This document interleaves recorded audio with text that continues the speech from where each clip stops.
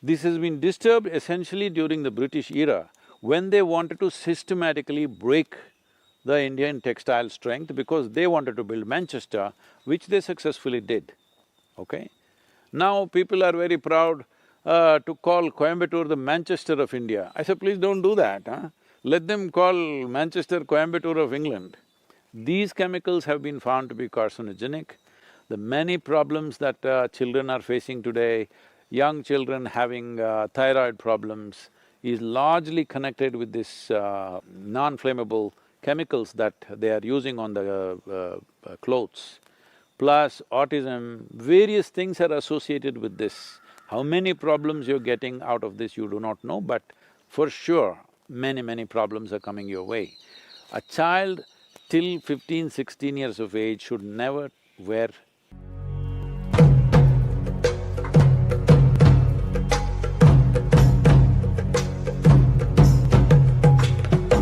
So, Sadhguru, majority of your work is towards sustainable solutions, but also a lot of your work is to raise human consciousness. What role can an individual or small businesses, communities, societies can play? See, these are not two different things. Human beings living consciously and sustainable solutions are not two different things. The only reason why we are doing things in ways that it is not sustainable is because we are not conscious. We are not doing our activity on this planet in a conscious manner. Everybody has their compulsions. Individual people have compulsions, societies have compulsions, nations have compulsions. The global reality has its compulsions. To fulfill these compulsions, we are doing things which are taking away the basis of our existence. This is like a classic story from the Panchatantra, where a man is sitting at the wrong end of the branch and cutting it. He is going at it because he wants to be successful, but when he succeeds, he will fall. That's where we are. We are doing this kind of silly activity. When we succeed, we will fall. Right. Every one of us should structure our lives in such a way, what are we using today? Where will this go? This much consciousness. Whatever I'm using today, where will this go tomorrow? Where will it end up?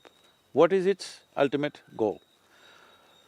Now, one important thing is, in India, as a nation, we have been a textile nation for hundreds of years or thousands of years. There was a time when we clothed entire Europe and Arabia. Literally 60% of the clothing was from India. Nobody made exquisite clothing like this on the planet, even today. Nobody can make something like what you're wearing, all right? Right. Nowhere else on the planet. Because these skills won't happen overnight. This is not something you can go to a textile course for 4 years and pick it up. This is something innately developed. In each region, they had all these different kinds of weaves, different kinds of dyes. With whatever local material, they came out with such exquisite weaves. Over 132 weaves, distinct weaves were there at the beginning of this century. Right now, almost 65 to 70 of them are near extinction. We are making some efforts in that, we'll talk about it later. But textile has been our way of doing things. We need to go back to that. This has been disturbed essentially during the British era, when they wanted to systematically break the Indian textile strength because they wanted to build Manchester, which they successfully did, okay? Now people are very proud to call Coimbatore the Manchester of India. I said, please don't do that, huh? Let them call Manchester Coimbatore of England because this is where the real weaving and spinning and everything, the cotton was, all right, textiles. This is the region in which it happened, and in every region there are unique ways. If we bring this back, even in reasonable context, if we develop the needed markets, if we revive the skills that are there, I'm telling you, in this country, easily it will employ anywhere between 200 to 300 million people within the next 5 to 6 years' time. Some efforts are being made by the textile industry, many policies have changed, we have also been working with them, but It's not enough if you want a revolution. Above all, for all this you need a market. That's why you are very important, that's one reason I'm talking to you. Because we need a market. Market should be sensitive to aesthetics. Market should be sensitive to sustainability. Right now, they want to go to some shop and buy 10 nylon clothes. If they go shopping, nobody's buying one, because they buy 2 dozen like this. 1, 2, 3 they'll wear, after that it's got bored, and again by the time they can wear these 2 dozen, already they've shopped once again, all right? 85% of the clothing on the planet within 1 year goes to the landfills. 100 billion pieces of clothing is sold on the planet every year, 100 billion, all right? And 85 billion pieces of clothing go into the landfills every year, and most of it is polyester. One of the most dangerous form of pollution is polyfiber is floating everywhere. It's in the air, it's in the soil, it's in the water. Some researchers have found placenta, you know, the polyfiber is in the placenta, that in your mother's womb, you catch it. Some of them are saying, we don't know to what extent these numbers are correct, but it is right, it's in the right direction. They are saying almost every human being has about enough plastic in them to manufacture like a credit card. You know, you have to pay. Someday, if you carry a credit card in your system,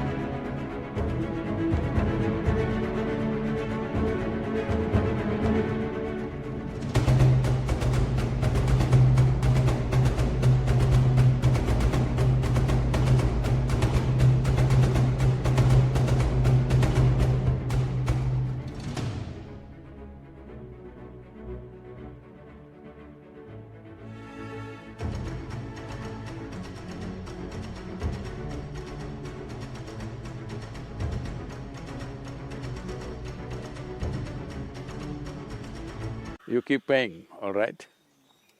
So, this much plastic is all over the place, but everybody is trying to shoot the lowly plastic bag. I'm not saying you shouldn't shoot at it, but it's fashionable to do that, that's what is problem. Because the lowly plastic bag which is floating on the street, some beggar, some rag picker picks it up, and you know, in India, that recycling is actually at a very good pace, not because of your sustainable consciousness, because of poverty, they're picking it out. Plastic bottles are recycled nearly 90% in India, it's the only country like that. This is not because we are very ecologically aware, simply because people are poor and they're picking out all the bottles. Anyway, one way or the other it's happening.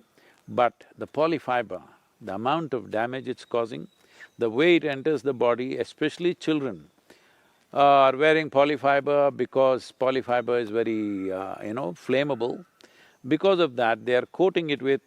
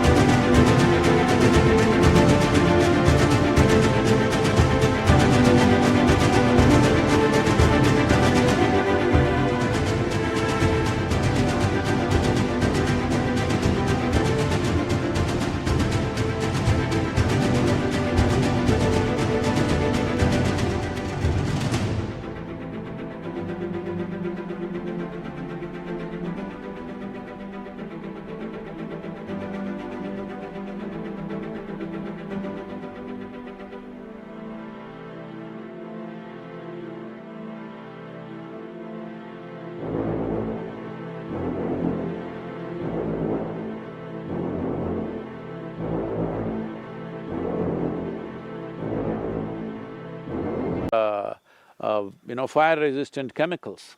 These chemicals have been found to be carcinogenic. The many problems that children are facing today, young children having thyroid problems, is largely connected with this non-flammable chemicals that they are using on the clothes. Plus autism, various things are associated with this. How many problems you're getting out of this you do not know, but for sure, many problems are coming your way. A child till 15, 16 years of age should never wear anything polyfiber. They must wear organic clothing. Not that adults can, but at least you are more resistant to those things beyond 17, 18 years of age. But till then, it is very important you must wear organic fiber. But now the problem is, how many clothes do you have? And you can't do that with cotton or silk or something, so you end up buying poly, okay? It's cheaper, so a lot…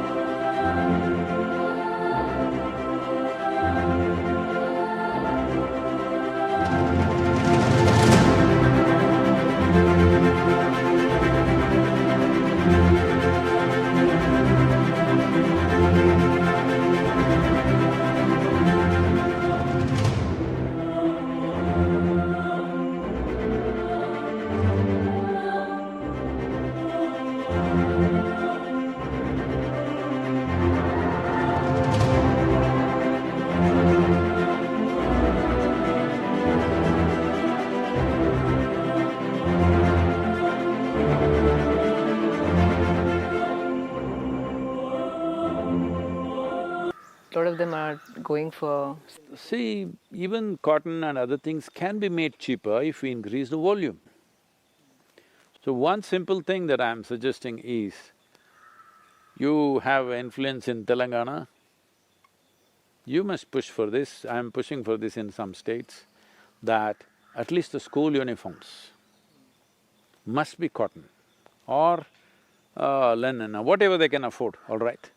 But it should not be polyfiber. You cannot recycle, only 1% is being recycled because nobody uses this polyfiber just as it is. It is always mixed in a complex mix to get various textures and whatever. So you can never recycle that complex material. If it was just pure nylon or pure polyfiber, we could have recycled it. You cannot recycle it because it's mixed with various other things, so recycling is not possible. Only 1% of the polyfiber that you're using in terms of clothing is being recycled. Rest is just going into nature. And it's coming back to us in so many different ways. The credit card in your heart